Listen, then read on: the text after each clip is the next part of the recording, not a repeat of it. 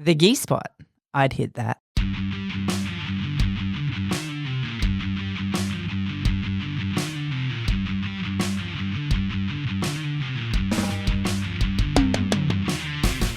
Welcome to the Gee Spot podcast. My name's Rachel Bradshaw and I have a black belt in Jiu-Jitsu. I can't get my chair right. Hi everybody, I'm Kaz. I still have a purple belt in Jiu-Jitsu. Sorry. Oh, good. Yeah, I was going to say. It'd be nice if we could get through. I'm sorry. Hey, you are enough.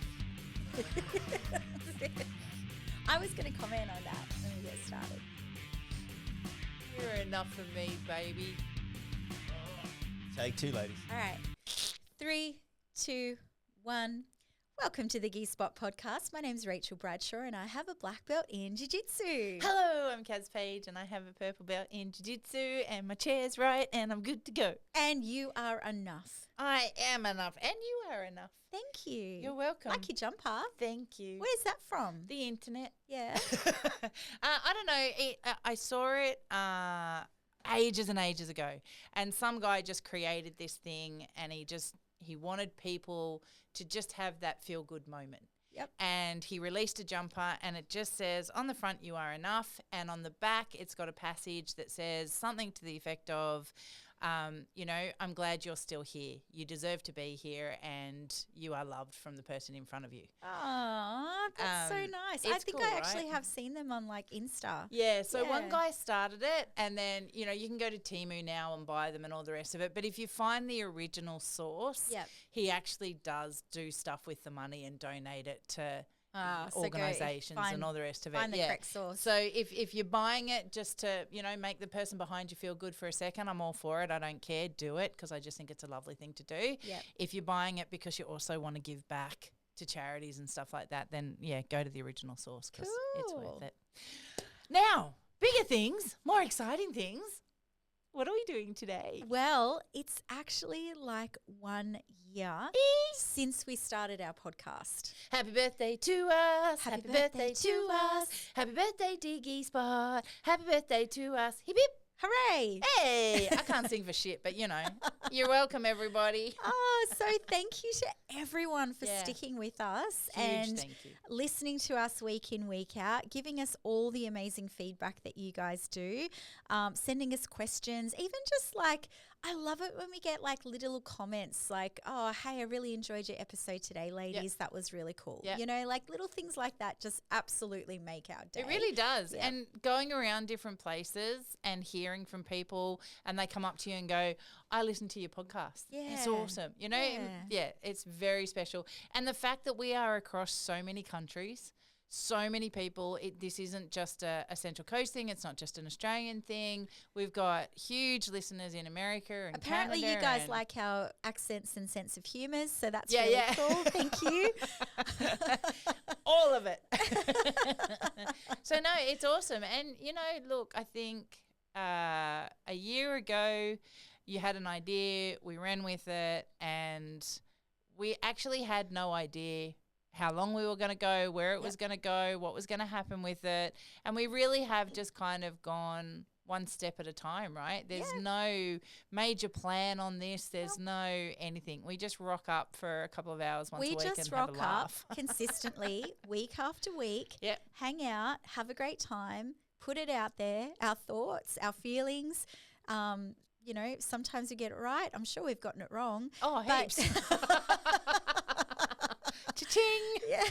But, the fact is, like, we just love to hang out together and have that time anyway. But the fact is that we come together and we're just consistent. And I think that's the key, isn't it? And Well, isn't that the key to jiu-jitsu too? I was just going to say, like, that is the key to jiu-jitsu. A little bit more than consistency, let's be real. Like, if you can just turn up and half-ass things, you're probably not going to get that much better. Yeah. But when you come and you are consistent with intention, which is, I think, how we approach the podcast, then good things will happen for you in your jiu-jitsu and has happened for us in our podcast. So It's funny, I was thinking this morning when I was in the shower, that's where I do all my best thinking, and I was going through my mind about today's episode, and we're going to reflect on the previous 51 episodes and have a bit of a talk about the people we've met and the fun that we've had along the way. But also I was thinking about, does this podcast do anything for me in the world of me being on the mats? Mm-hmm. And I think yes. I think you can say till the cows come home that you get on the mats and you just do you, right? And it's your personal journey, and you'll never be the same as the person standing next to you, and, belts don't matter and stripes don't matter. And you can go on and on and on about all these things. And they're all factually accurate, and I get it. But the competitor in me listens to none of it when I'm on the mat, right? It all goes out the fucking window.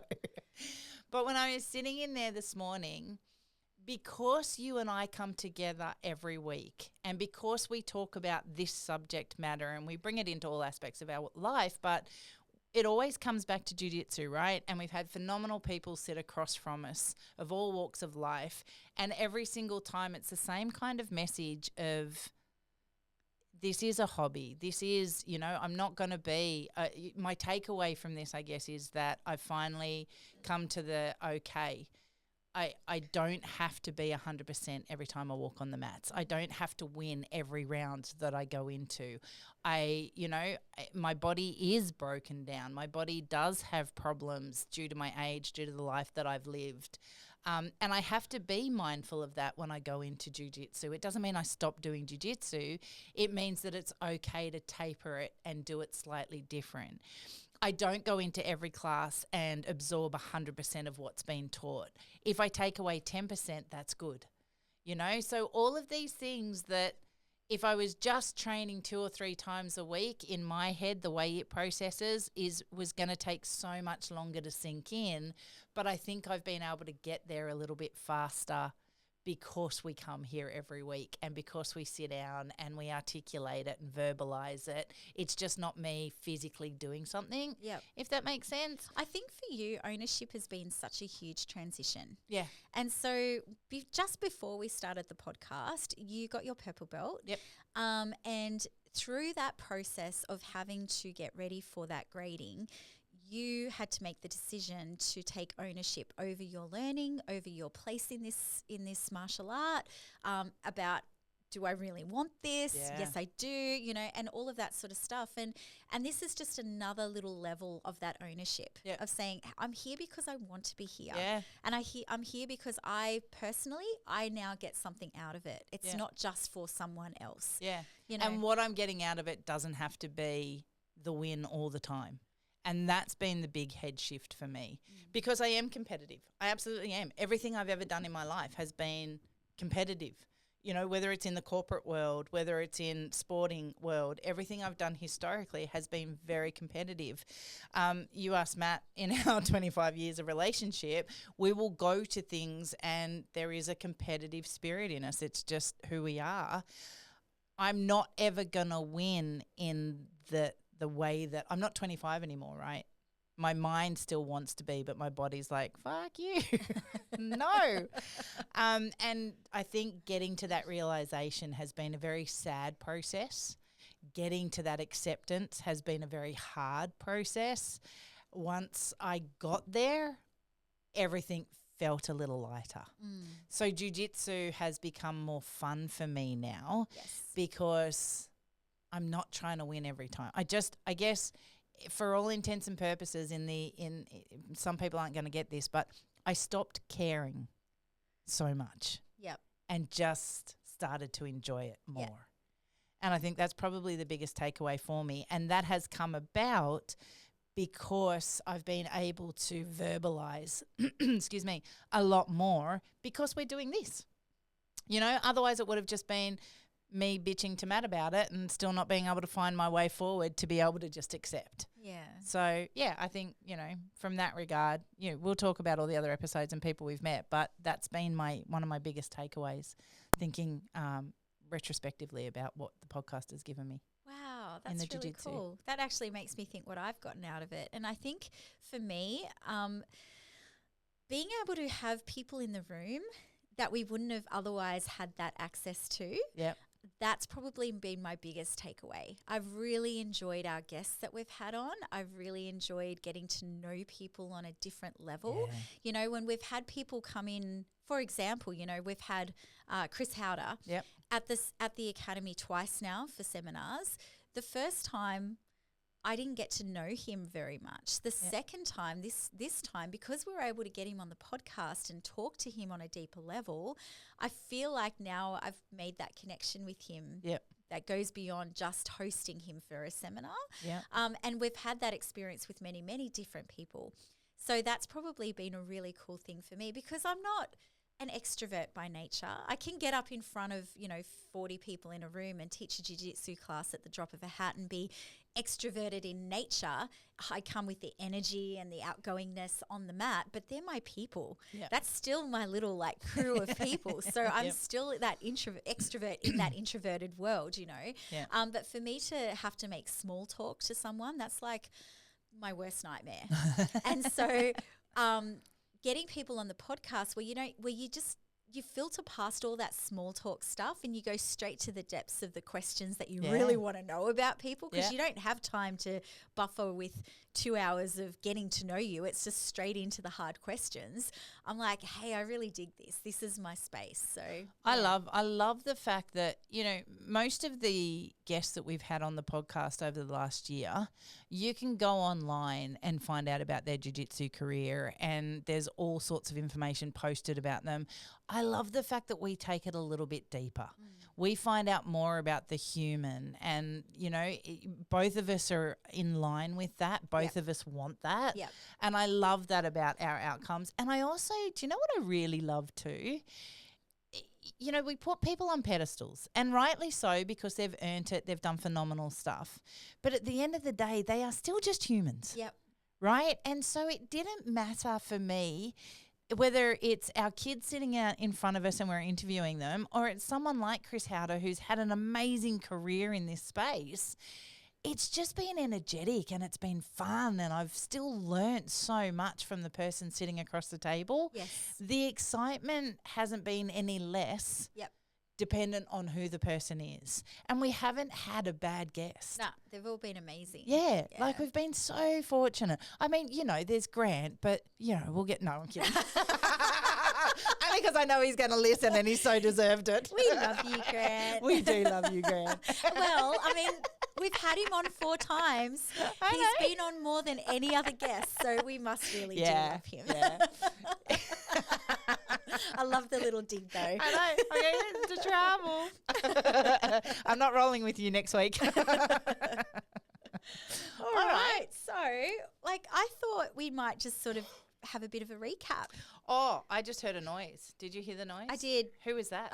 Look, you know what? This wouldn't even exist without the The Wizard of Oz. The Wizard of Oz, the man behind the curtain, Mr. Matt Page, who we've had on. He's our next most frequent guest. He is. We've And had also him on here 3 every times. episode. And here every episode puts the whole thing he makes the magic happen, boys and does. girls. We can't take credit for that. He puts we have the fun. I know, Kaz, you do actually do a little bit more than I do, right? So I probably have the most fun, and then Matt puts it all together, and then you get to listen to it and make sure it's all good. I do. We do the behind the scenes work. But to be honest, you're right, because I come from an IT background. That's my whole world. And if for some reason Matt wasn't here next week, this still wouldn't make it out.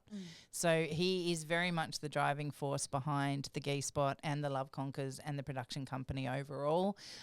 He is a technical guru that puts it all together, puts the music to it all, puts the ads in for us all, and then brings it to life. So yeah, massive clap to him. thank you, producer Matt, the Wizard of Oz, who sits behind the curtain now on the microphone and makes all the magic happen. We appreciate you. Thank you, ladies. Appreciate it.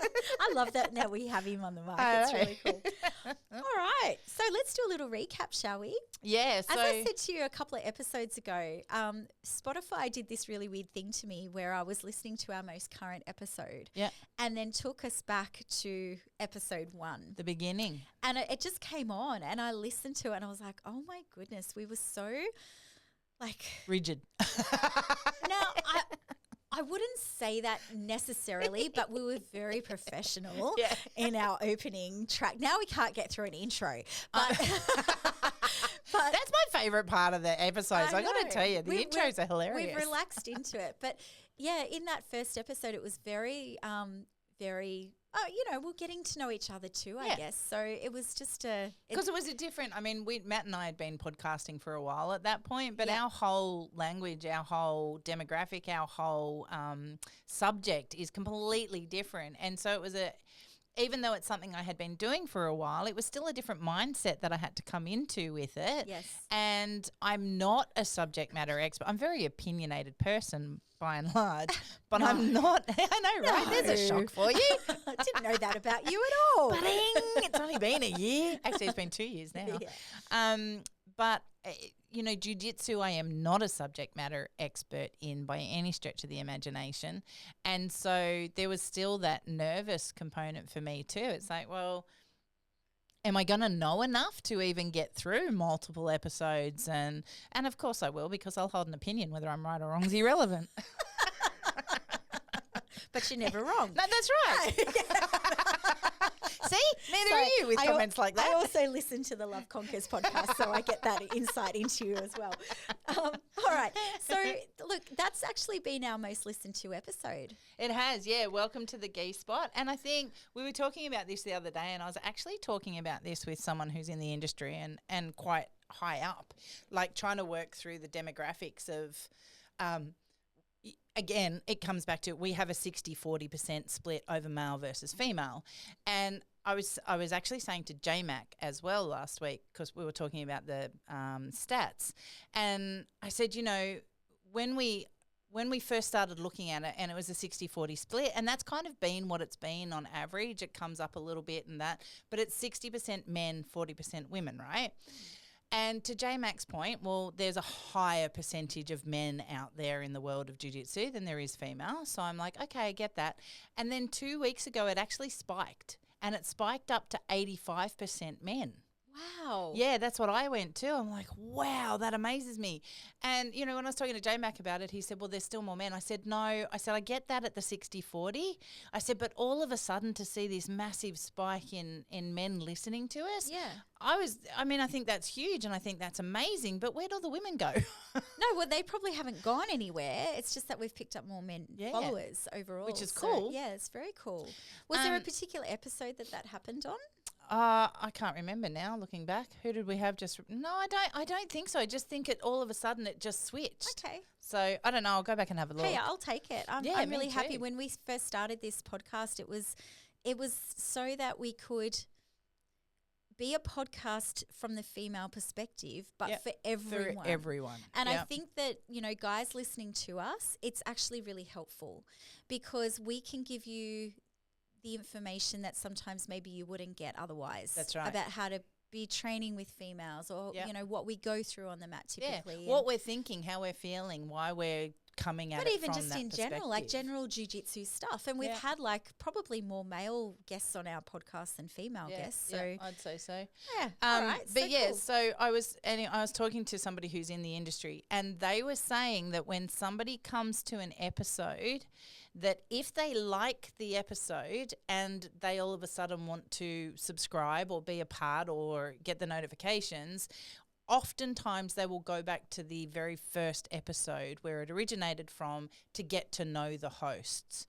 And so when I was saying, like, our very first episode always peaks higher than any other, they say that's why. Right, because that's where we do our introductions and tell our audience who we are and why we're here. Yeah, so a lot of people will go back to the very first. Whether they listen to every single one on from there is not the point, but they will more often than not always go back to the first. And that's why it will always peak higher. Awesome. So, yeah, that's just from someone who's So that was in what the our know. first episode was about, just our introduction, and that was, a good hour's worth of Yeah. us talking about us. So And enjoy that why? for what it is. Yeah, and why we wanted to do it and what we were bringing to the forefront. Yep. So, and then our next sort of highest one was around anxiety. Yeah. And I think that was probably, that was a huge emotional episode for me.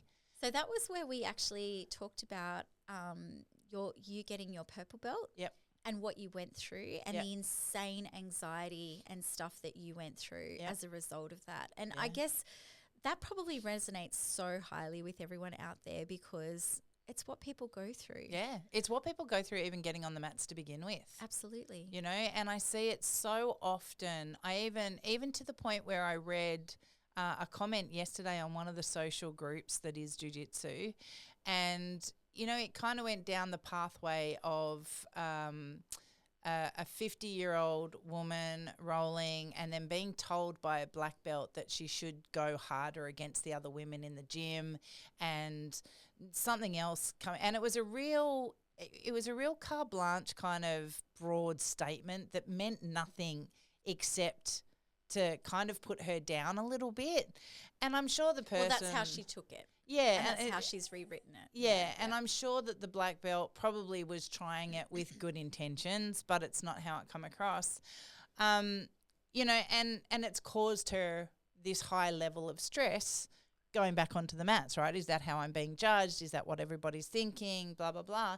It's so easy to get caught up in our own dialect in our head. Mm-hmm. It's so easy to get caught up in the narrative that is, this is what everybody else is thinking of me. And post that process, post my purple belt, I can look back now and go, nobody actually gave a fuck. Like, I wasn't that big a deal in the scheme of things, and those that were there to support me.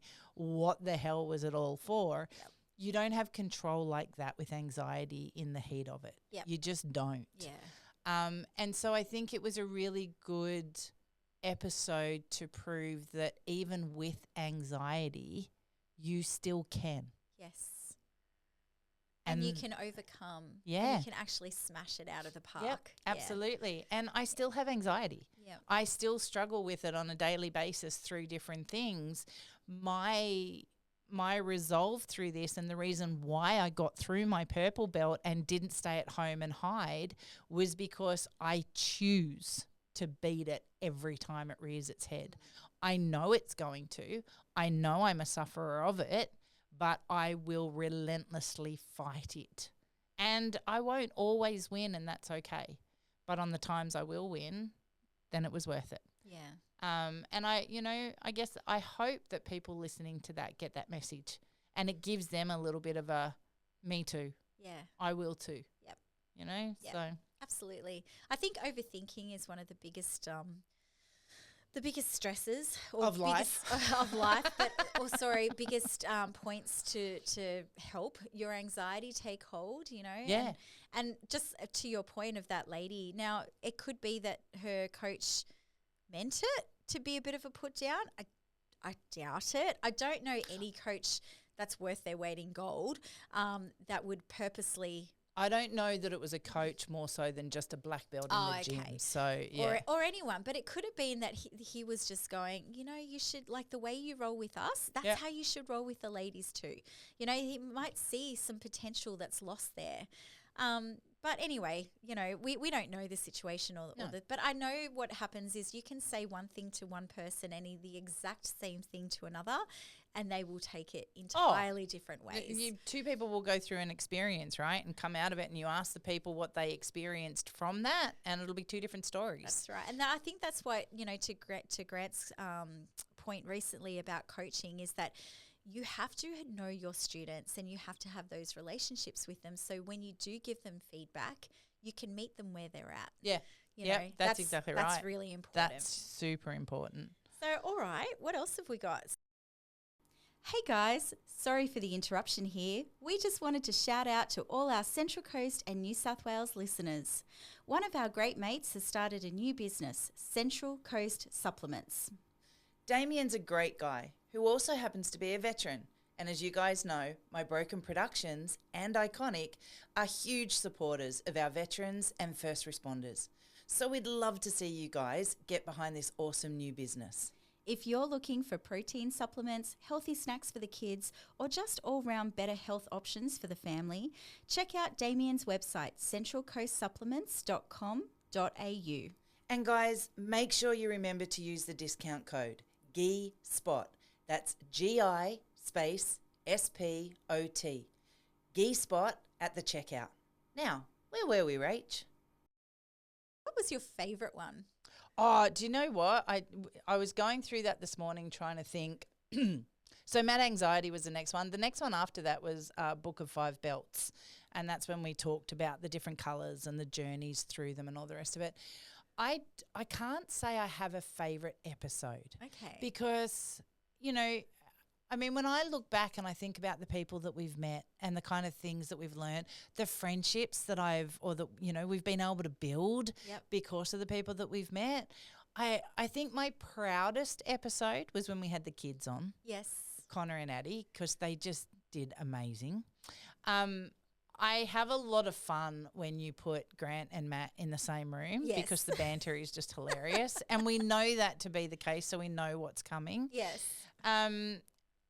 But as far as my favourite, I don't know. Don't know? Yeah. My favourite time is probably our intro because we've just taken that to the next level of dumb fuckery, which I think's hilarious.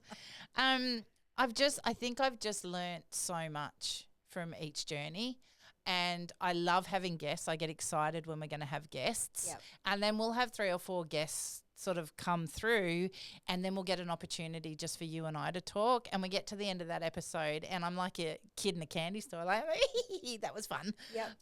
So I don't know that I have an absolute favorite. What about you? I think one of my favorite ones has actually been an early one, and that's the funny Matt stories. Oh yeah, where we just got to reminisce, and it was mostly me because I've got a longer period in this space, but you also had some hilarious stories, and that's where the famous catheter not cannula story came along. And our mate in Canada, the nurse. That's right. That nearly had to pull over on the side of the road because she was wetting herself. I loved going into that episode and reminiscing all the funny stories. And there were actually more that we didn't have time to enter into. I'd love to go back and listen to it again actually and just work out what I did tell and what I didn't get to tell. But that was really fun, that episode. It was funny, it was energetic, it was just going down memory lane. So And it is funny. It's funny to do that. I still laugh about me, you know. She tapped and I tapped on the side of her face. I'm so sorry. I actually got a little bit of backlash from a little point of that online, which was really funny because I told the story about how I had a guy come in and he'd rolled with 1 or 2 guys, and then I rolled with him, and I was being playful and I was, you know, chatting to him and smiling, and I put my hand in the collar, and then I got a cross-collar choke, and he tapped. And how I was like, oh, that's okay, you know, and I was being friendly. But the way I told the story, I was like, yeah, and I was smiling, and he looked at me and stood up and walked out the door and didn't come back. And there were so many men upset at me about that story. It's so funny how you can justify things. But it got onto Reddit. And there were so many men that were triggered by the fact that I was smiling at him. Oh yeah, if you were smiling, no, laughing. Apparently, I turned into that. I was laughing at him, and that's why. Don't let the truth get in the way of a good story. Yeah. I See, was like, goodness gracious, I was being friendly, and he couldn't handle it, and obviously neither would you. So yeah, that's it. And it's not that he couldn't handle you being friendly; he didn't like being tapped by you. I think so. Don't let ego get in the way of it. You know, I think that's one of the best things because this is our 52nd episode, right? Yep. So we're a full year in. We're still going to keep going. But realistically, for everything that we've said, and we've had a couple of really heavy episodes where it's been quite confronting and we've had our opinions and we haven't been afraid to share them. And not everybody's going to agree with us, but the backlash has been real minimal. Yeah. I think there is, again, it just proves that in this space, and our listener base has grown every week. We're across multiple countries, which is phenomenal. But again, even if people aren't agreeing with us, which is perfectly okay, they're not coming at us. Yeah. And I like that about this space. I like that, we can have our opinions and not everybody has to agree with us, and they can come back and tell us they don't agree with us, but they're not doing it in a derogative way. They're not being disrespectful overall and by and large, which I think is phenomenal. Yeah. You don't get that a lot in today's day and age. There's a keyboard warrior in every aspect. Yeah. No, everyone's been so amazing. Yeah. Let's talk about some guests. Okay. Haven't we had some brilliant guests? We've honestly top tier, I would say. Like the level of guests that we've had on are just second to none. So we'll go through. So we started way back at the very start, and I got this wrong. Matt, the Wizard of Oz over there corrected me. I thought we had Adele Fornerino first and then Savvy Touch, Steve from Savvy Touch second, but it was actually the other way around. Right, but it was just within a week of each other. Yeah, that's exactly right. So we started with Savvy Touch. We got Steve on to come and tell us all about the origins of the products and everything like that. Still use it to today.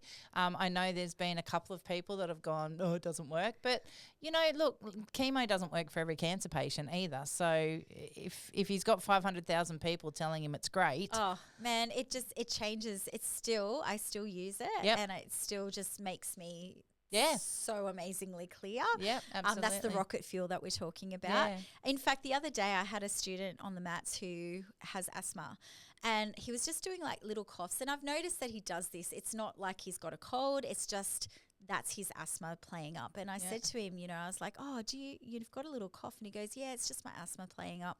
I said, have you tried the rocket fuel? And he's like, no. I was like, do you want to? And he goes, that's that thing you were talking about on the podcast. I was like, yeah. I said, look, there's no touching of the dropper. How about I give you some? And anyway, he comes back to me the next day. He's like, not only did it stop his coughing and sort of airflow that day, he goes, I had the best sleep. Yep. And I was like, he goes, the next morning I woke up and bought some. Oh, good on him. Yeah. See, look, we're definitely not paid by Savvy Touch for this. So, because I know somebody commented the other day going, oh, they must be paid actors. That's right. It's only because one of our reels that we did of it has gone fairly viral.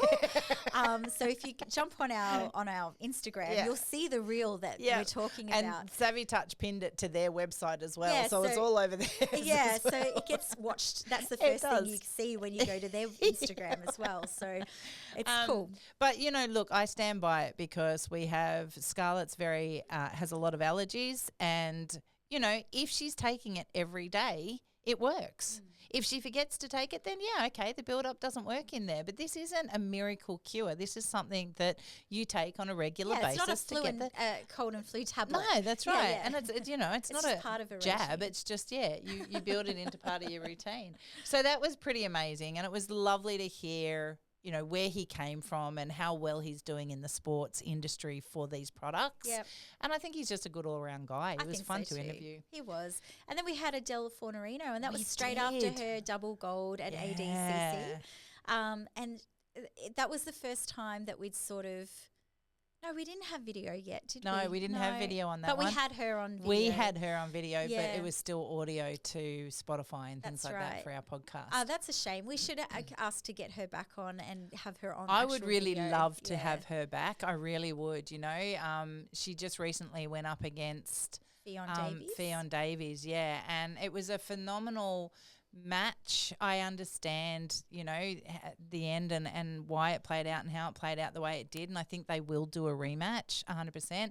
But having met both of those women now, we have, I just think they're both phenomenal humans. Yes, absolutely. They are so grounded in who they are. They are so grounded in how they've come about to be where they are.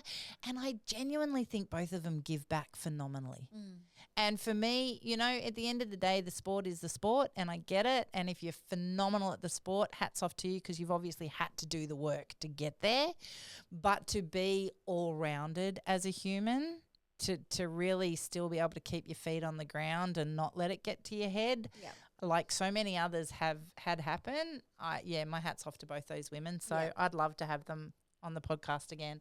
And she was just all around fun. Yeah, she was. She was so laid back She was and so easy energetic to chat to. though, and just, she was just a joy, absolute joy. Very much so.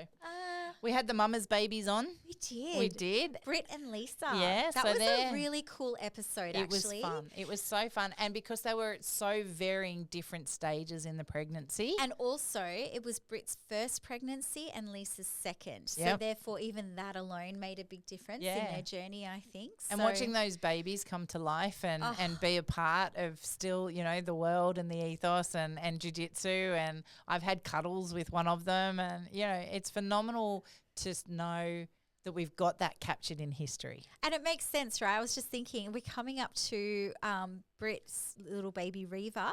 She named her Reva. She's coming up to a year old. Yep. And that makes sense, doesn't it? Uh-huh. Right, yeah. So that's really, really cool, and she's a joy. And Britt hasn't jumped back in on the mats, I think probably as quickly as what she wanted, but she also lives like 50 minutes away. Yeah. So it's not just a quick trip. No. 5 minutes down the road for her No. to train. It's a bit of a trek, and Yeah. doing that with a new baby as a first time mum can completely understand that. She'll be back at some point. Yeah, for Absolutely, sure. she Yeah. misses jiu-jitsu like crazy and misses us like crazy. Lisa jumped back on the mat 6 weeks postpartum. Yep. I'd love to get her back on. Spencer, her little boy, is an absolute joy. He's so cute. He is the cutest, happiest. I could just eat him up, that And kid. it's how good is the environment though? And I really hope other gyms have this kind of ethos too, because Lise will come into the gym, she'll be doing a class, baby will be in pram, right? Yep. And I was there a couple of weeks ago with her. She's rolling, baby's getting a bit grizzly. I've looked over at her and checked, are we good? She's like, go for it. So I've just gone over, picked up Spencer, and off we go. Come with Auntie Kaz, we're going for walkabouts. The amount of times I've coached a class with him in arms, Yep. so they can all drill, and we're just walking around and he's helping me coach. That kid's going to be a world champion, I swear, because he's been doing jiu-jitsu since he was in the womb, rolling around, hearing my voice, and anytime I talk to him, his eyes just light up. Like, But how good is it that mum can come and train Absolutely. and know that the community will just rally around and be there for the babe, and it's not an inconvenience. If a baby's crying or upset or grizzly or whatever, nobody cares. No. It's not an inconvenience. It's not, so I think that's phenomenal, and I think that's amazing for her that she gets to come back and be able to do that yes. comfortably. Yep. With no anxiety about whether or not it's annoying other people on the mats or anything like that. I just think that's phenomenal. Yeah, it's really, really cool. And it's, it's a really big shout out to the ethos of the gym too. So hopefully other gyms are doing that and embracing that so mums can get back in and do it. Hey, I'm not opposed to a cuddle from a baby. No, especially one I can give back. Exactly. Especially one that smiles at me and doesn't cry. Yeah, that's right. Yep. So then we move on. We had Jerry Wetzel, and That was cool. it was so cool. He was probably our first guest that we had that we saw. Oh, no, Adele Fornerino probably was too, but he was in-house. Yes. He was and someone we didn't know so well at the time. Correct. And we So- also had cameras. Yes. He was sort of our first guest that we moved on to with. Oh no, we had. Did we put Steve up? I think No. we didn't. No. Okay, so cameras for Jerry as well. Yep. So that was awesome. Yep. And just going through, my God, he blew my mind on shit that just seemed so obvious and logical after he had said it, Yes. and stuff that I had never thought Like of. self-defense related. Yeah, in the room, and not going down the hallway and standing where you are, and the things that you've got to be looking out for and aware of, and spatially, and to downplay it as opposed to beat up to it, and Yeah. those kind of things are really important. I was reading on the women's chat last night. I was trying to catch up, right, because we'd been away, and you had put a link in and for somebody for the ladies to review. And one of the comments was, oh yes, us as women, we always try to de-escalate, and we always, we'll make ourselves smaller to try and not to. And as I'm reading all these comments, I'm just thinking to myself, I'm such the opposite. I'm like a bull in a china. Go, what, you want to fight? Let's fucking fight then. Like everything these women were saying, we do this. I'm like, no, I don't. I probably should, or maybe a little bit more of that than less of this. But nope, that's not me. My comment initially was, it's not our job to make creepy men feel comfortable. Yeah, that was it. Yeah. It's not our job as women to make. I want to say this again, because if you haven't clicked in your head that this is the case, I want you to think about it. And this is to all the women listening. Yeah. It is not our job as women to make creepy men feel comfortable. No. So when men or predators or anybody, right, are making you feel uncomfortable, are entering your bubble, are coming into your personal space, or just looking at you in a weird way, it's not up to you to then just go, oh, I'm just going to pretend that didn't happen, or I'm going to move away, or it's not our job to make them feel comfortable. They're doing this to us. Yep. So it's quite okay for us to verbally say, you need to back away. Yep. Please don't look at me like that. Go somewhere else. Yep. Right? And the thing is, by putting those verbal boundaries in place, it gives us time for two things. It gets us ready. Yep. And if they don't comply by our demand or our request or whatever, then we already know in advance that their intentions are not good towards us. Yep. So it gives us that little bit of buffer. Mm-hmm. Whereas if we just kind of like shy away or look away or downturn our eyes or try not to make ourselves look like a threat to them, then we may not see the threat further coming. Crossing of the boundaries happening, in which puts us into further threat. Yeah. Yeah. And I think Jerry touched on a lot of that, right? I would highly recommend to anybody out there listening today, if you're in jiu-jitsu with that self-defense hat on, or even just a little bit curious about, hey, would my jiu-jitsu work in a street fight? Yeah. Go back and listen to Jerry's episode, because the practical stuff that he tells in that episode, half of it's just that knowledge of how to apply your situational awareness before anything actually happens. Yep. So yeah, very much so. Red zone management. It was definitely an amazing episode, and I learnt so much about those key indicators.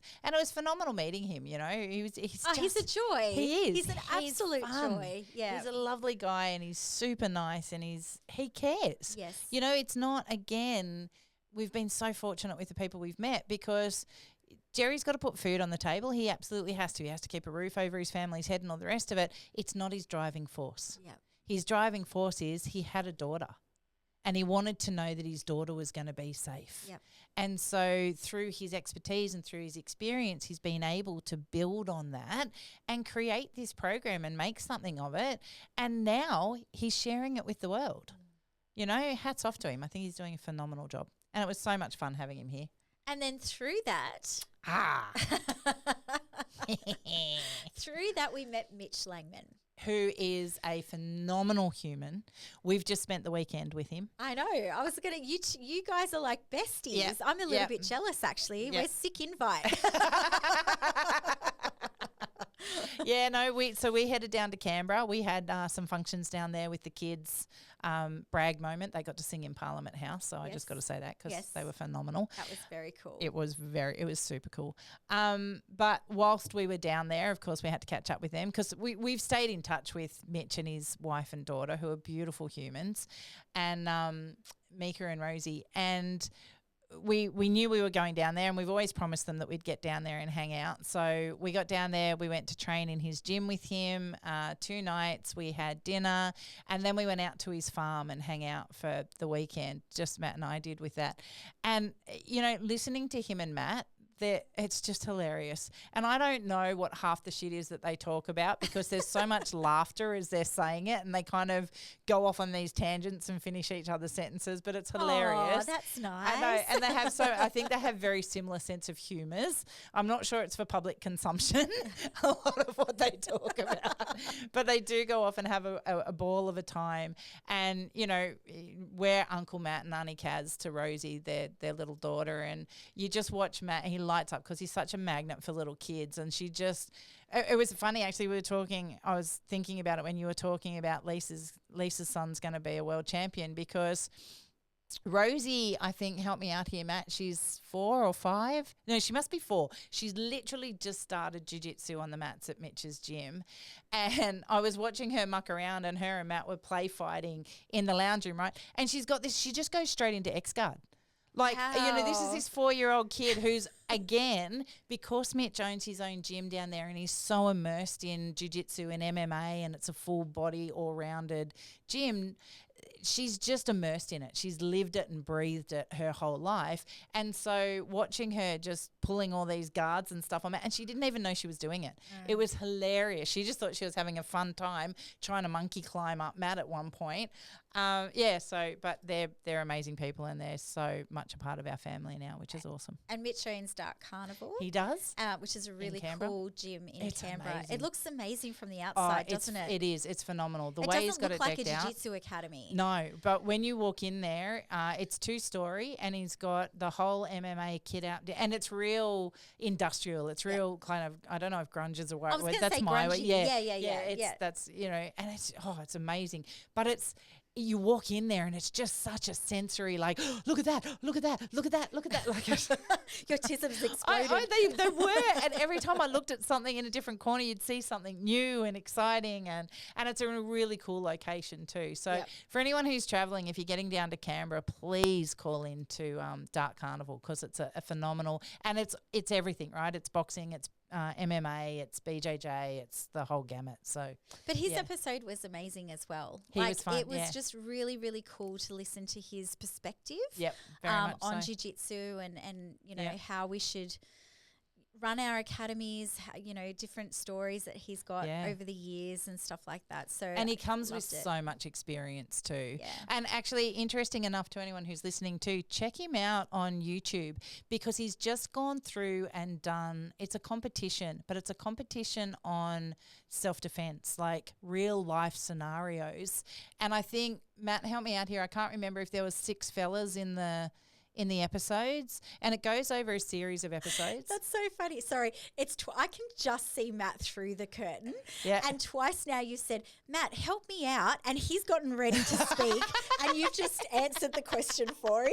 So sorry. Was it 6? 5 or 6, yeah. Yeah. Okay. There he is. You are there. You've got to give him Testing. a second to answer. I can't get excited and talk 100 miles an hour. Do you remember what it's called? I think it's something like self-defense championship. Hang on a second. We'll look that up. Yeah, we'll look that up and come back to you. But it's been released on YouTube. I think the first episode's been released on YouTube. That actually sounds really exciting. So they've got these people in, and they give them scenarios that would happen in a real life self-defense situation. Correct. And they've all come with different backgrounds. Is that? Yep. That's. And so it's like, does their stuff work? Yeah, pretty I've much. got Ultimate Self-Defense Championship. There you go. Ultimate Self-Defense Championship. And they literally, there's guns and knives and like they've got headgear on, right? But this is no shit. This is, they're not there to play games. They're there literally. Someone's coming at you with a knife. What are you going to do? How are you dismantling it and all the rest of it? Is it like a knockout thing? Like are they winners? Yeah. So that sounds amazing. It is. It's phenomenal. So I'll send you the link, because the first episode's been released. Yeah. So if you check out either Dark Carnival or check out Mitch's profiles on his socials, because he has put it up there and shown as well. That's so awesome. Yeah, it is. It's phenomenal. I'm going straight home today to watch that. That sounds super intriguing. It's cool. It's very cool. And they're going to do another one as well. So. Oh, well, let's at the end of that, let's get him back on the podcast so we can talk about that experience. That'd be good. Yeah. That'd so be really Mitch, cool. you've been tagged. Okay, so who else have we had? We've had Chris Howder. Ah, he was a joy. Isn't he just a beautiful human? He really is. Yep. You know, someone that you would think if anybody was deserving of an ego, it would be him. Yep. Just had none. None. Zero. He's just beautiful. Yep. Absolutely beautiful. I laughed after after we'd gone and done the seminar with him, right? Because we've always said that the pages have good pressure. Okay, I don't have good jiu-jitsu, but I have good pressure. And I understand the concept of pressure. Like I get that logic. I've worked a lot focusing on that. So in my little simple brain, I thought I had good pressure. And then I met Chris Howder, who has pressure in his pinky. Yep. He just takes what means pressure to a level that I have no words for. It's connection and pressure. And the thing that astounded me at his seminar is he came up to me. I was having trouble pulling off a takedown on Grant. Yeah. Grant's so much bigger than I am. And Chris is not a big guy. No. Like by any stretch. But he got to the position on me and just hung his weight in a way. I planted, and I'm strong. I've been doing this for a hot minute, right? So I'm fairly strong human. I planted my feet and I actually went like grunting just to keep myself on my feet, because his point wasn't to take me down. His point was to show me his connection. And it just, like, I engaged every core muscle in my body and literally grunted and groaned just to stay upright. It was, I've never felt anything like it. It is next level, and right? it seemed effortless. I know. He doesn't bat an eyelid. Oh, he doesn't hold his breath. He doesn't take deep breaths. He doesn't, like, to him, he just seems to be able to, I don't know, he goes, all right, thigh muscle on left side at this particular moment, put 60%. Like, he can break it down to every minuscule part of his body and just communicate, yes, on, now off, now on. He walked over at one point, Matt and I were trying to do something, and he's like, no, not like that. Move, Matt, and I'll show Kaz. And then all of a sudden it just felt like he was crushing me. Amazing. And I'd forgotten all of what he was trying to show me. And I've just looked at him and gone, how did you do that? And he just smiled and walked away. And I reckon, like, if anyone's ever met him in person, you'll know. But he seems like such a larger-than-life character that anything that you see of him online, you would think that he was probably much bigger than he is. Yep. But he wouldn't. He'd be in the 70s with his weight. Yeah. Like, I don't know how much. Like, I'm tipping around the 75-kilo mark maybe. He's not a huge guy, and so when to feel that kind of pressure and connection was just amazing. And respectfully, he's not 25 either, right? Like, he's not a spring chicken and he's not huge, and yet everything he does, you'd forget that his age and his size. Yeah. Because he comes at you like he's a 25-year-old, 120 kilo beast. There was one thing that he demonstrated, and he moved like water. Yeah. It was like a flow through thing, whatever I can't even, it was like a takedown or something. Yep. And he ended up on top, and the movement was like water. It was just magical. And he freely admits that he can't do things like he used to because he has ailments. Imagine what he used to be like. If he can't do things like he used to be, that's just scary next level. But, you know, outside, and we knew he was coming as an expert, right? We knew he's got the history, he's got the reputation, he's all that. What we didn't know was just how humbling a human he is. Yes. You know, and we got to spend some time with him, as you guys did too. And there was one point there, Matt and I had taken him for a walk along the Terrigal Esplanade, and we were just talking about veteran space and his time in service and Matt's time in service. Everything about him is genuine. Yes. Like, there's no fluff, there's no bullshit, there's no egocentric. He talks very openly and honestly about different things. And I just come away, I had done some research on him. I liked the way he talked about jiu-jitsu and things. There wasn't a whole lot outside of that I had seen. My respect for the man as a human just was next level after we'd met him and spent some time with him. Just awesome. If anybody ever gets the chance to be in his presence, I strongly suggest you do it. Yeah, absolutely. Go back and listen to that one if you haven't. That's a really great episode. A magical episode. Yeah, and he's just fun. Yep. He's just real fun to be around. On the flip side of size, I know where you're going. we had Josh Barnett in the studio. Yeah, he made this studio look real small. Holy moly. Holy moly, that guy is big. I don't want to guess his weight. Yeah, no. He's like 6'4", 6'5". Yeah, something and like that. You know, for those, like you're seeing us in our studio now, but literally, like you can't see my hand past the camera now, but the roof's right there. We've got a slanting roof, and Josh was sitting opposite us. He was sitting on the high side and still had to duck his head. Still had to crouch. But he's just a very immense. big presence. Yeah, big presence, big personality, big voice, big everything. And phenomenal at jiu-jitsu. And still, for the man in that size, the way he moves, the things he can do, Yes. it defies logic. Yeah. Right? Defies all logic. A person of that size, that structure should not be able to move like that, and he makes it look easy. Yep. It's like hats off to him. Yeah, and you dropped your pen. Goodness gracious. I've dropped my fidget toy. You cannot do a podcast without your pen. I need my fidget toy. His seminar was amazing. I'd Yeah. highly recommend anyone to do that. We got him for sort of catch wrestling and no-gi Yep. sort of stuff, but he does seminars for all kinds of jiu-jitsu Everything. and Yeah, everything. all of it. Really, really cool. And a really interesting character. Like Yeah. such a huge, diverse the background. jiu-jitsu is the least of it, I almost, know, isn't it? right? Yeah, between yeah. the whiskey and all the different aspects that he's got his going Viking on. and his understanding of history and all Yeah. that sort of stuff. Yeah, super Yeah. smart dude. Yeah, super very smart intelligent. dude. Yeah, articulates really well too. Okay, so we've had those guys. We've also had from America, Yes. Dr. Kickass. Yes. We did have him on. He was a Yeah. good fun. Physio extraordinaire. Physio extraordinaire, black belt. And again, another person that seems to be able to just give back. Like he's got this expertise in the medical world of doing physiotherapy, and because he loves jiu-jitsu, he's combined the two together and gone, okay, as jiu-jitsu people, here is what I know is going to happen on a regular basis, and here is how I can help you to prevent or to work through and those kind of things. So he's put some really exciting packages together and some really exciting rehab type programs together for people. So it was cool getting to chat with him and learn about those kind of things and the diverse world in which he's trying to help people have longevity on the mats, right? Because ultimately that's what it's about. This is not a quick win.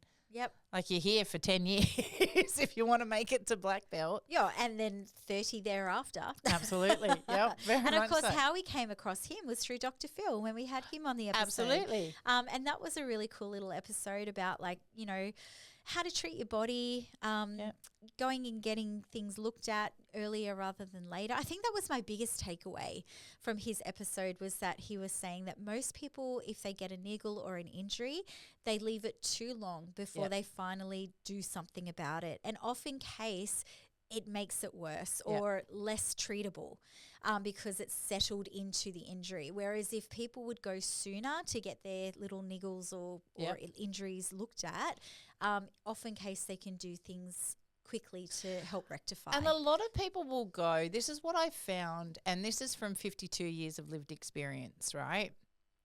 A lot of people will just go to a GP and take it as gospel. Fight for your health, people. Mm-hmm. If you're not happy, question it. Amen, sister. At the end of the day, these people are humans, right? They're going to get stuff wrong sometimes. And there's good GPs and bad GPs. There is. You're not a number. You are not a number. And if you're being treated like you're just a number, stamp, rubber stamp, there's a pill, off you go, then want better for your health is my thing here. And it was my takeaway from both Dr. Phil and Dr. Kickass was want better for you. Start the investigation early. Don't let niggles become bigger things. But also there is a place for physiotherapists. There is a place for chiropractors. There's a place for massage. There is a place for GPs. Yep. You don't always have to go straight to your GP first. You could go and book in a physio session and see where you're at and is there some rehab that you can do, as opposed to the GP writing you a prescription for an opioid to get over the pain for a little while. Yep. You know, there's other things that you can try. So You have to take ownership. yeah, invest in yourself. It was a funny moment on the mats. What day are we? On Tuesday night, I want to say. Grant is teaching a leg lock a block, Yep. right? So for some of our newer students, it's a little bit like this is next level, right? But we teach it across the board because if our white belts can have some exposure to it in class, they can't do all the things in rolling. We don't allow twisted locks, leg locks in class for inspiring for them. But if they're exposed to it as a white belt, by the time they get to blue, purple, brown, black, they've got a really good understanding of it. Anyway, he taught this thing. He showed it again. I believe he showed it even a third time. And then he said, is there any questions from the class? And you saw a group of people looking at him. Some of them, got it straight away because they've been exposed to it several times. Others were like blank stares. And he knew. He knows his audience so well. He's just like, all right, no questions? Off you go. 1, 2, 3, clap. It was a colossal shit fight. You had half the room just going, I got no fucking I'm idea. looking at the pair next to us trying to work this out. And I'm walking around and I know for truth, right? He showed it on a certain angle. I was sitting off angle with about 4 people. I'm going, you guys aren't seeing this. You're not seeing what he's doing. Move. They didn't move. He showed it. Us, is there any questions? You straight away. Half the room wasn't going to get it and went. Then he's turned the music off after a few reps or whatever and said, right, sit down. And he's like, there comes a point, guys. He goes, I'm your coach and I'm here to help anyone. But there comes a point where you need to take responsibility for your own learning and your understanding. When I ask you, does anyone have a question, and none of you have a question, like that's on you, not me. Yep. So there was a guy on his second night. He showed it again, and then the guy on his second night puts his hand up. Like, this must have been terrifying for him. Puts his hand up, he goes, may I see it one more time? And he goes, thank you, new guy. He goes, I'm so sorry. Your name's escaped me for a second. And the guy said his name. And he goes, you're now my favorite person in the class because you've got the guts to ask, can I see that one more time? Yeah. And by then people had started to stand up, go where they could see this. But same thing with your health. Yep. There is no one else is responsible for your health except for you. That's it. That's it. It comes down to you. So your own learning, what you do with your life, how you treat your health, how you treat your jiu-jitsu, all of that's on you. Mm-hmm. You've got subject matter experts that can help you, coach you, guide you, answer questions. But you've got to ask the questions. You've got to seek them out. You've got to try. You've got to take ownership. Absolutely. And, I always say it. My catchphrase is own your worth. But owning your worth means owning your flaws, owning the questions, and executing the answers. So where you seek those answers from is on you. How you execute those answers is on you. Yep. And if you fail, that's a good thing because it means you tried. Yes.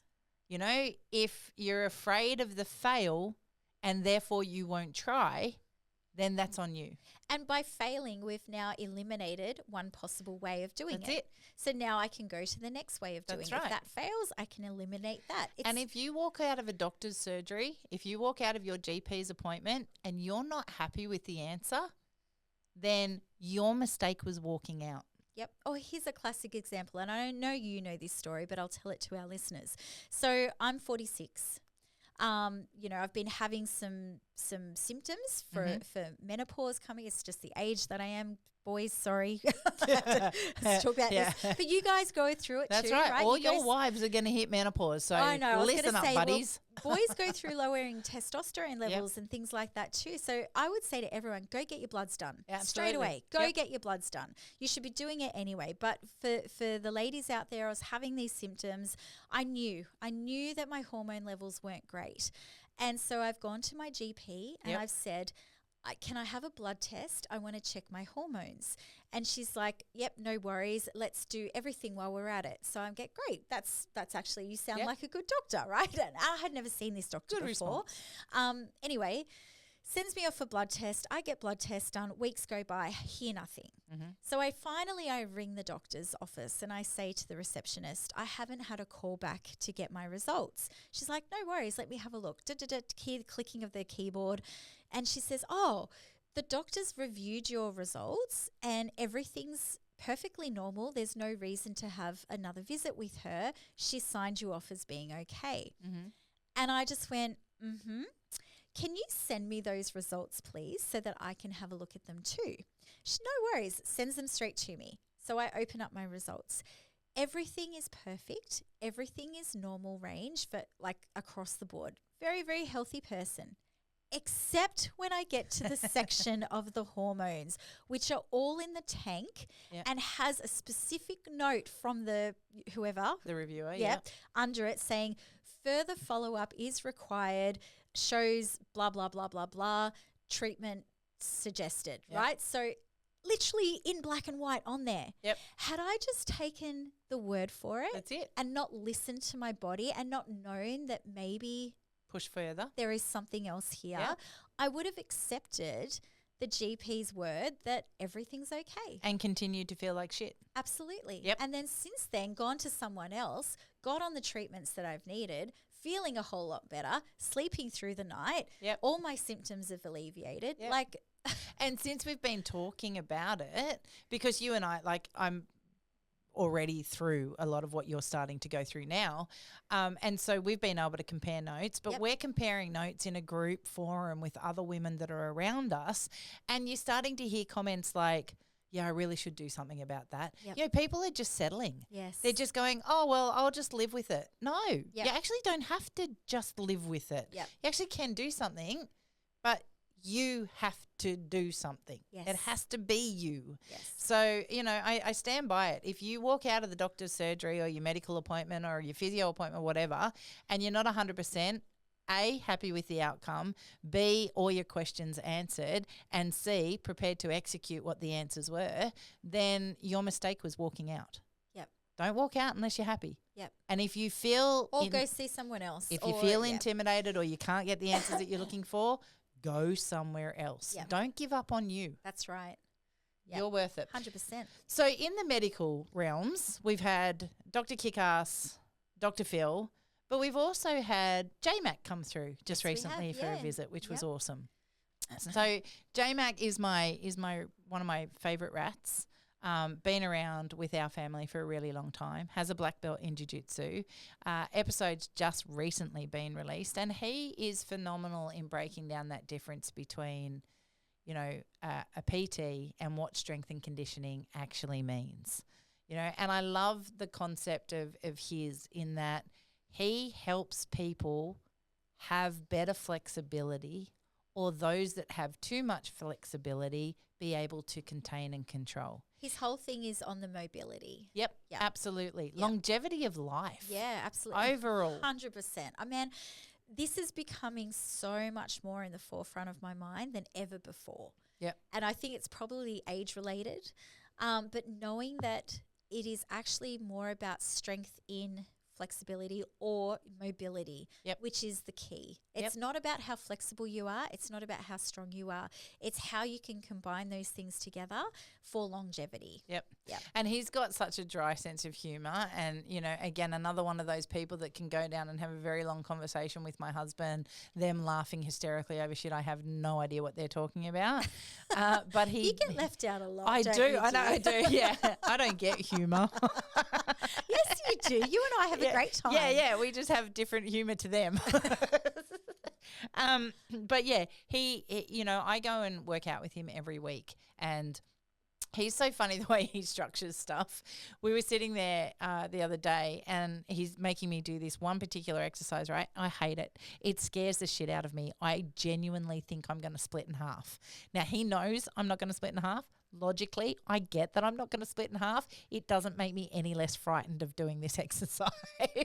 And so he starts setting it up and I start sweating, right? And he starts laughing. I think he actually talked about this on the episode. Oh, it's Were you who was talking about he gave an example of like people coming in thinking that they're going to split in half. Oh, yeah. And they start sweating beforehand. Oh, it's all me. It was you. Yeah, Okay. absolutely me. On this one particular exercise, and, you know, we do about 6 or 7 exercises through the session, but this one particular one that he's got me doing at the moment. And when he went to look it up, because we'd finished the second last exercise, right? And then we've moved on, and I'm watching him, and I said, "You're not making me do the scary one today, are you?" He goes, "Yeah." And then he walked over to his program. He goes, "Look, against it, I just put LOL." Because all he does is laugh at me. So, but, you know, again, phenomenal at what he does. And I, with all my neck injuries and my hips the way they are and my back the way it is, I would not be on the mats today if it wasn't for the fact that he keeps me mobile. Yep. You know, I would still go and train with J-Mac every week, even if I wasn't doing jiu-jitsu, because he counters my lifestyle. Yep. Everything I am detrimental to my body for, he helps me be positive to my body for. I think people like that in today's society, where we get so restricted on just sitting at a desk for 10 hours a day doing work or doing the same repetitive tasks over and over, we're not giving our bodies the opportunity for longevity. And I think people like J-Mac in society are super important. So if you haven't listened to his episode, please shoot across and have a look, because no matter where you are in the world, find somebody like him. Absolutely. Because I just think it's, you know, the benefits there are second to none. So who else have we had come through? We've had Karen and Sean. How beautiful are they as humans? Oh, They're just stunning. that was the episode that made me cry. Yeah. Yeah. Yeah. He has been through a hell of a journey, and we won't sort of give it away here. If you haven't listened to it, please go and listen to it, because for everything he has endured and to be able to stand as tall as he stands today and the kind of give back that man has for people, I just hats off to him. Yep. You know, so many other people would have crumbled and fallen, but he didn't. He pushed through. Yep. And, you know, everything about him is the way in which he can help others endure and get through and come out smiling. Absolutely. And the love they have for each other. Beautiful. Stunning. I was going to say, I think that episode was a nightmare for Matt to produce because it's so softly spoken. Yes. Yeah. It's like volume up, volume down, volume up, volume down. Because we're like a bullet a gate, and he was just so beautifully spoken. I managed to keep it together when we were doing the episode, but when I listened to it after it dropped, I was sitting there in my car bawling my eyes out. Yeah, at his story. It was just incredible, so inspirational, so enlightening to sort of see what he goes through on a daily basis and stuff like that. And he's so open and honest about it. Yep. And he doesn't, even though he's been through, you know, humans are just sometimes ridiculously fucked. Yeah. And obnoxiously so. And for him to have to go through that and endure that and still step up and come back, you know, again, hats off to him, and the support that he gets from Karen and the support he gives Karen too is phenomenal. They're just an amazing couple. They're empowering in that regard. Absolutely. So beautiful. Such a beautiful episode. So if you get a chance to get out to, where are they? Dubbo? No. Gosh. Yeah, Dubbo. Is it Dubbo? Yep. Okay, Dubbo. We'll check in and find out. But they're wasn't ready then. He Yeah, no, yeah. There it is. You're back. They're coaches out of the gym out at Dubbo, and just amazing people. So if you're traveling around, get out there and see it. Then we've had Jaden. He's hilarious. That was a joy. He's so funny. He's such a Did you see the beautiful post human. he put up on J-Mac's episode? No. He's like, J-Mac said something about Jaden being the perfect body for jiu-jitsu. So Jaden must have listened to the episode. So, you said I'm perfect. I'm the perfect size. Yeah, I'm the perfect size. Another immense human, 6'7". Yeah, had to crouch when he walked in. Yeah, he ducked under the door to get into the studio. That was insane, but such a fun episode, and he's such lovely. a joy and such an intelligent young Yeah. guy as Yeah. well. So He's one of those people where you say things like, you know, he's not hard to look at, but he's beautiful on the inside. yes, Do you know what I mean? Like Absolutely. he's just always been welcoming and friendly and just so lovely. And lovely from our 11-year-old up to me as a 52-year-old. Like there's no favoritism. He knows how to talk with all walks of life. Yep. He knows how to just be present. And I think that's because he's just him, right? He's not trying to be anything else. Yep. I do love the fact that he talks about mum and dad on the mats. That's hilarious. And then he sort of cradles you up, which I think is so funny. Watching you two roll together is hilarious. oh, because it's like I'm a puppet on a string. Yeah, very much so. Matt and George from How much fun were Subversion. they? Holy moly, that was so much fun. And they are so opposite, those Yes. two. It's like you and I. It It was is. actually like sitting opposite the male versions of you and me on that very much episode. It was so. really cool. It is. There's definitely the yin and the Because yang they found going on over something that there. they like and they're doing together as a project, and Yep. that's the Subversion Yep. Competitions competitions and, and fight nights and things super like fights. that. Yep. And it was just really cool to hear their banter and their back and forth. Yeah. And finding their journey to finding their lanes where they work well together and all the rest of it. Yeah. That's hilarious because they are opposite in their personalities. Yes. They're opposite in their stages in life. They're opposite in to a degree in their jiu-jitsu journey too. Like I'm pretty sure, Matt's probably been the longest purple belt in living history, Oh, or I think blue he's a belt, blue belt, in yeah. living history. Yeah, somebody put a purple belt on that man. well, I mean, you got to stay in one spot Yeah, right, yeah, to no. get it. So But yeah, they're fun. They and are I fun. love what they're doing with Subversion. Absolutely. I really do. I love fight nights. That's probably my favorite, a social outing where we go to on a regular basis. So they were very got another cool. one coming up soon. They do. Yeah, we'll which have is to really start cool. throwing the countdown for it on. Okay, we're getting there. I We're- know. we're- I don't think there's many left. We've had Luke on. we have had Oh, Luke, yeah, and we're getting Luke.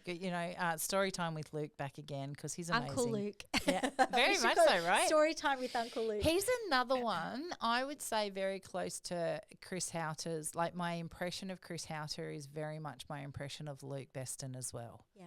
I know you guys have had him as part of your journey since day dot, and I know how much he means to you guys, right? And you've been very upfront and honest about that in all the episodes where we've touched on his name for whatever reason. And I had met him a couple of times. He'd come to the academy a couple of times. But honestly, sitting there watching him and listening to him, watching him roll, watching him teach, understanding his knowledge, his background, his history, the people that he's been immersed in with and all the rest of it, and then listening to him talk about himself in a, oh no, it's not me, it's everybody else kind of scenario. In a positive way. Yeah, Yeah. in a very positive way. But he takes no credit. Do you know what I mean? Like, he's given so much. He's taught so many people. There's, I think you guys said like 20 something or other black belts in his journey that he's brought up. That's just under raised, and- him. Yeah. And that's not counting then who's under that. Under the them. next That's- yeah, generation. that's you know? right. So And so to know that he has achieved all of that and still won't sit there and take credit for it and not, not beat your own chest, but he has achieved so much. it's incredible. I'm not going to name names, but there's some really original people in Australian Jiu-Jitsu, just like there are in American Jiu-Jitsu of course. and whatever. And across the board, you'll see this generation that they do.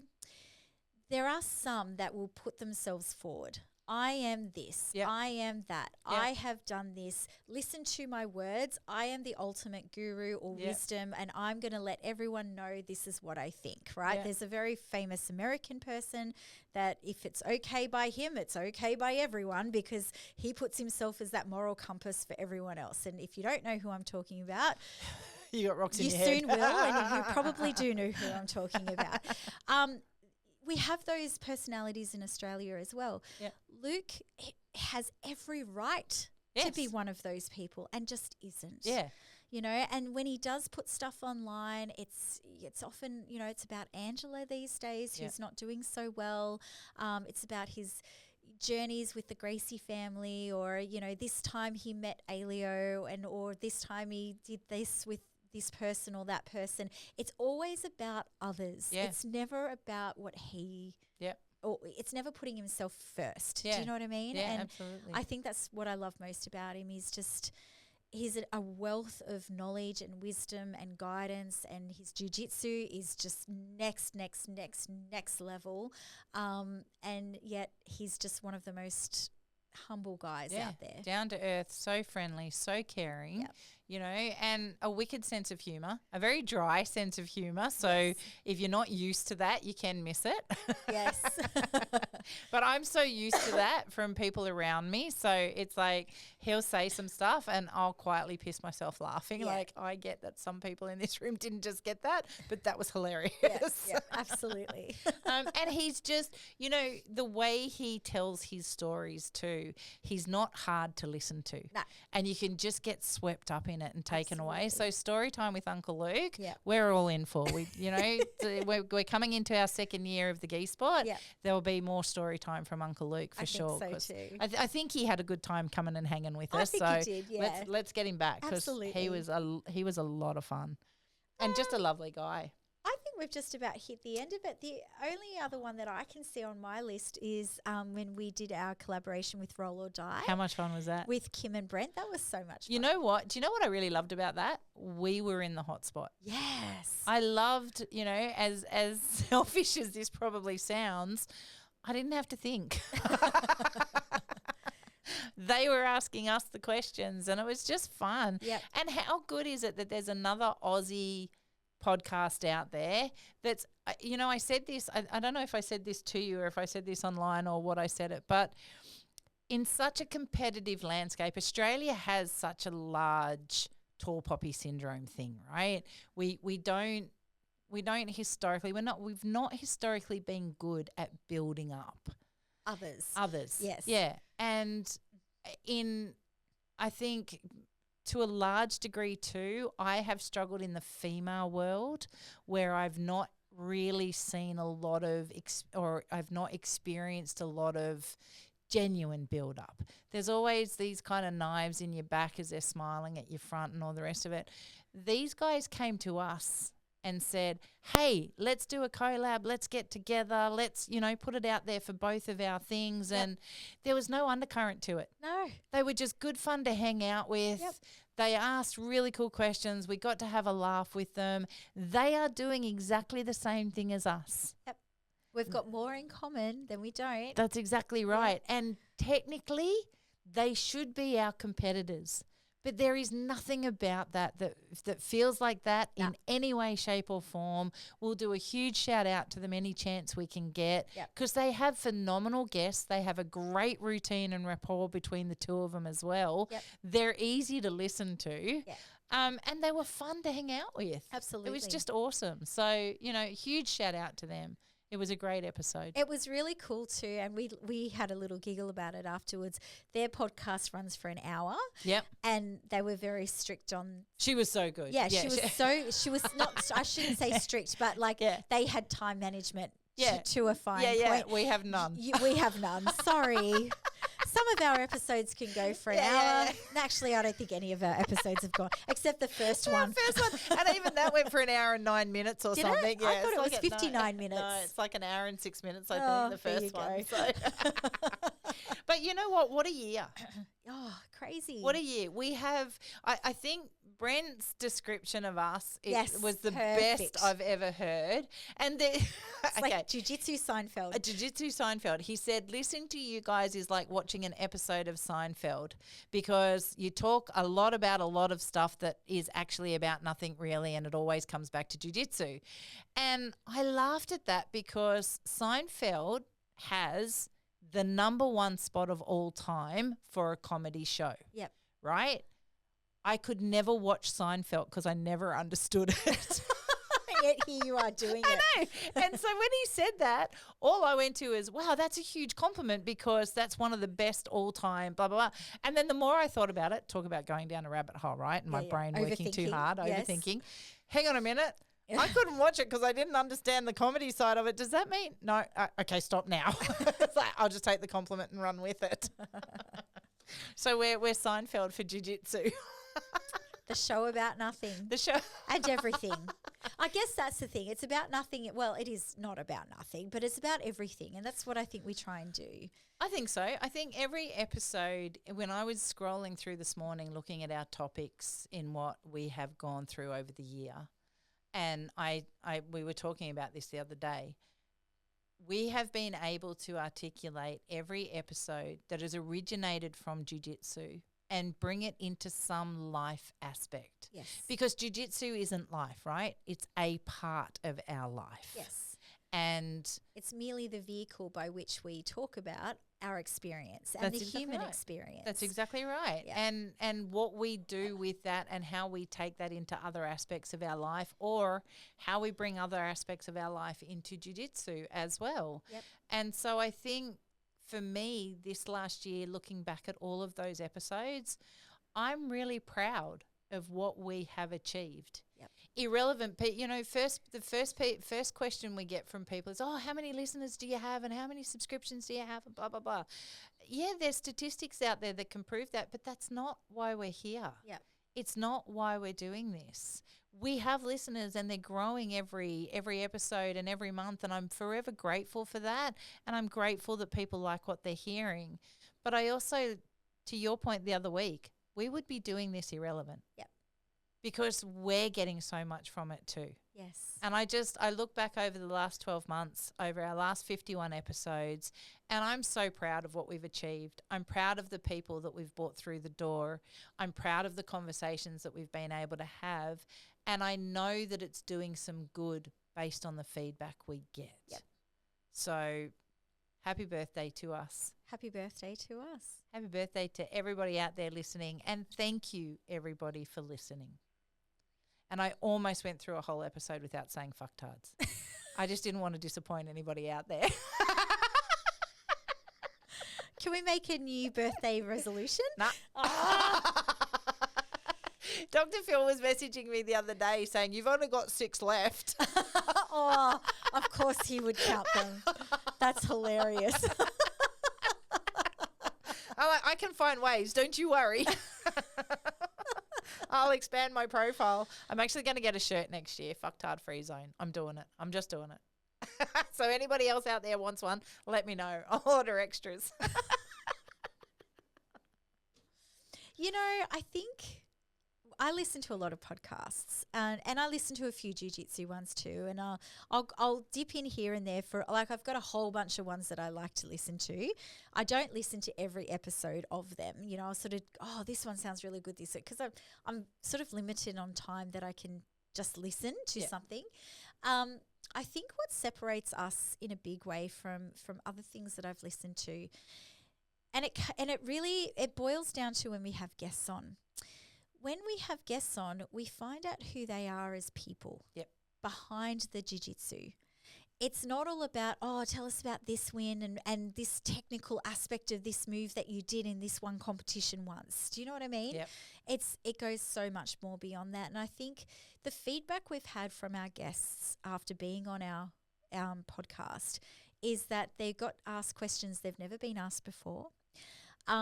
They've felt like they've got to share more about who they are as people, not just what they do. And I think that that's probably what makes it a little bit more special. I agree 100%. It was always super important to us to achieve that. Yep. I always want a guest to feel like we see them as a human. Yes. First and foremost, whilst the gi spot is all about jiu-jitsu and it's the foundation and it's the core of why we're here, it is not the entire person. Yep. And we even did an episode about us. Yep. That we are more than just jiu-jitsu, right? And I don't mean it as in just to put jiu-jitsu down, but it is an aspect of our lives. It is not our lives. Yep. And I think for every guest that we will have come forward beyond the first year, we want that even more so, right? Mm. We want to know who they are outside the sport. You can go onto any website, you can Google any one of our guests that have come through and find out about their career in jiu-jitsu and their winning matches, their losing matches, how many takedowns, what their strengths are in takedowns and, positions and et cetera and so forth. But do you know what they like to read? Do you know what music they like to listen to? Do you know what their other hobbies are? Do you know who they are as humans? Yep. And I always want to find that out. It's, for me, I'm so curious. I'd ask the most ridiculous questions sometimes just because that's my brain. Like, what did you have for breakfast? Just curious by nature. And it's, I think it's how we end up becoming friends with so many of them too. Yeah. Because we break through the barrier of this is just another interview. Yes. No, it's not just another interview. This is people really genuinely wanting to get to know you. And how many times have our guests said, this was the funnest experience on a Yeah. podcast I've had? Yep. And You we've know? had several of them We say have, that too. yeah. And several of them that have been through many an interview as Yes. well. So, I'll pat us take on the it. back for that. I'll take it, Absolutely. absolutely. Yep, very much so. Well, my dear, that brings to a close our year in review. Absolutely. What's Year your one, hope? done and dusted. My hope is that anybody listening today, I used to say this right back at the start, and I'm going to kick it on again for a little bit. If you're listening to us and you like what you hear, I hope that you share us to others. Mine is a very selfish hope today. I would very much appreciate, and I'm asking for everyone who listens to us, if you're listening to this today, can you please share us with your family and friends? Because I would love for us to be able to share what we're doing wider and further. Yep. Based on the feedback that we've had thus far, knowing what an impact we're making to some people out there, I'd really love that to go further and wider. So my hope today is a very selfish one from me, asking you all to please share us. Yep. That's my hope. Beautiful. What's your hope? Look, mine's going to be looking forward. Do-do! And I hope for us, I hope that we just keep on this train. Yep. I love it. I love spending this hour with you, or hour 2, 3, however long Just per hanging. week, hanging, chatting, coming up with new ideas. Yep.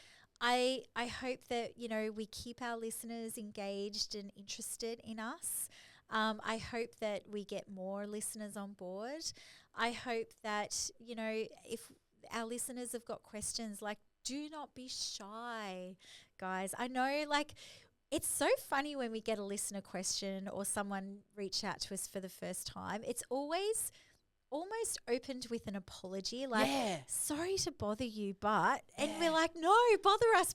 Yeah. We love that. So send us questions, send us feedback, send us your thoughts, say hi. Yep.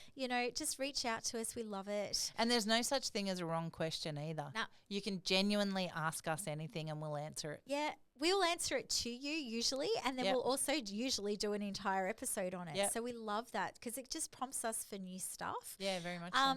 Look, I hope we keep coming up with new content ideas Yeah. for another year. I want to do this for another year. Yep. I want to do this for 5 more years. So as long as we keep having fun and people enjoy what we're doing, I Yep. can't see an end to it. It's just something that, we've got no plan, as you said. It's just keep turning up week That's it. after week, being consistent and getting on with it. Same so as jiu-jitsu. So we're our white belt. We're almost going to head into our blue belt. you reckon? Yep. Yeah, 1 year is blue belt. Yep. That's a very quick blue belt. I know, but I'll take it. Okay. Everything else was slow, so Fair enough. I'm fast tracking our podcast colour belts. And the only other one thing, caveat, I would say too, or question actually, or request from all the listeners out there, guys, if out of all of our guests that you've heard come through over the first year, if there's people that you'd like to hear us get back again, please tell us. Yeah. And if there's new people that you'd like us to reach out to and ask to come on to the podcast, Yep. let us know that too. We've got a list of people that we're going to approach for year 2, but we'd love to hear from you guys too if there's someone that you would like us to take our style of interviewing to them. let us know, and we'll reach out and see if we can't get them on the podcast. Beautiful. Look, Happy days. guys, as usual, if you've liked what you heard today, like, share, subscribe, give us the 5 stars, leave us a comment. You can leave us comments on Spotify and I believe Apple. Absolutely. I don't look at that one though. Yeah, so I much don't know. anymore. Yeah, now do that I've Spotify. gone to Android. Yeah, you've come to the dark side. I have. I've switched over to Android, and I think I'm getting my head around it. But yeah, on our Facebook and Instagram, we're probably more heavy on Instagram a little bit. So reach out to us there if you're on the Instas. But otherwise, keep on supporting us. Keep on enjoying it, letting us know all this stuff, saying hi. It means a lot to us. Happy birthday, Rach. Happy birthday, Kaz. Do-do-do. It's actually my birthday next week. It all came around the same time last year. It did. Yeah. We'll have to have a cake again. Oh, sounds exciting. Any excuse for cake. Absolutely. All right. See you next week. Take it easy. Bye. Bye, everybody.